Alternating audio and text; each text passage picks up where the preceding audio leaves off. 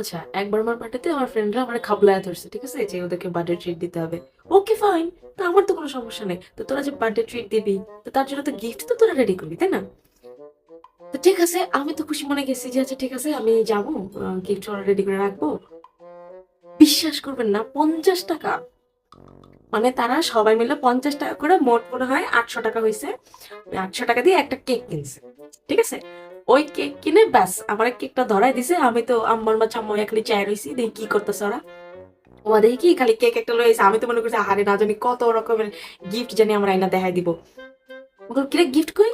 কই যে গিফট, মানে গিফট মানে হচ্ছে ওই কেকটা, ওই কেকটাই হচ্ছে গিফট, ঠিক আছে, আর কোনো গিফট নাই। তারপরে আমি করলাম, এই যে তোরা এটা কি কোনো কাজ করলি? তোরা তোরা যে এই 800 টাকার একটা কেক দিয়া, হ্যাঁ, আমার থেকে যে 8,000 টাকা খসাই নিলি, এটা কি তোরা ঠিক করলি? কয়, বন্ধু বান্ধব হয়েছিস কি করতে? 8,000 টাকা খসাইছি তো কি হয়েছে? এটা কোনো ব্যাপার?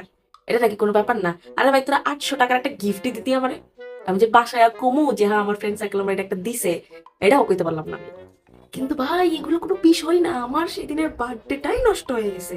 মানে একজনের আম্মা তো ফোন দিয়ে বলতেছে, এই তোমার বার্থডেতে গেছে আমার মেয়ে, তাড়াতাড়ি বাসায় দিয়ে যাও, আমার মেয়ে খায় নাই ঘুমায় নাই। আমি, কি সব কথাবার্তা? তার মেয়ে নাকি খায় নাই ঘুমায় নাই? ইউনিভার্সিটিতে পড়া একটা মেয়ে খায় নাই ঘুমায় নাই? যাই হোক, আমরা সবাই মিলে তো খুব তাড়াহুড়া, আরে ওরে কিভাবে বাসায় পাঠানো যায়, মানে কি একটা হুলস্থুল কাণ্ড। ভাই জন্য তো বয়ফ্রেন্ড ফোন দিচ্ছে, বয়ফ্রেন্ড ফোন দিয়ে গালাগালি করতেছে ভাই, লিটারালি। ওর গার্লফ্রেন্ডে নাকি আমি কই নিয়ে গেছি। আচ্ছা আমি কি বলছিলাম তোর আমার বার্থডেতে আয়? মানে কি একটা অবস্থা। একজন কেক কাটা বাদ দিয়ে, ঠিক আছে, মানে কেক কাটা বাদ দিয়ে সে তার বয়ফ্রেন্ডের সাথে পিরিতের আলাপ করতেছে।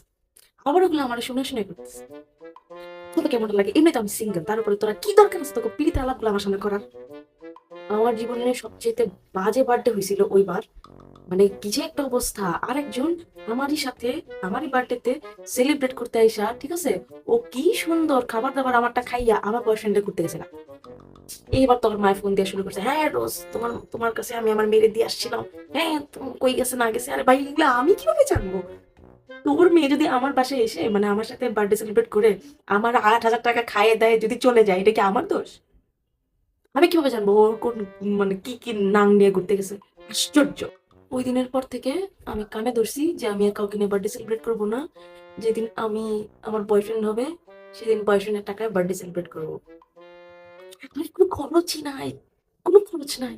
বয়ফ্রেন্ডই নিয়ে যাবে, বয়ফ্রেন্ডই ট্রিট দিবে, বয়ফ্রেন্ডই গিফট দিবে, বয়ফ্রেন্ডই খাবার দাবার খাওয়াবে, বয়ফ্রেন্ডই ঘুরাবে, বয়ফ্রেন্ডই সব করবে। নিজের করার কোনো দরকারই নাই।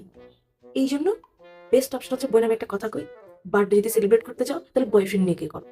আনালে যদি সুগার ডেডি হয় তাহলে তো এই কপাল আর মিসই করো না। বন্ধু বান্ধব মানে গুল্লি মারা থাক, বুঝছো, গুল্লি মারা খাক।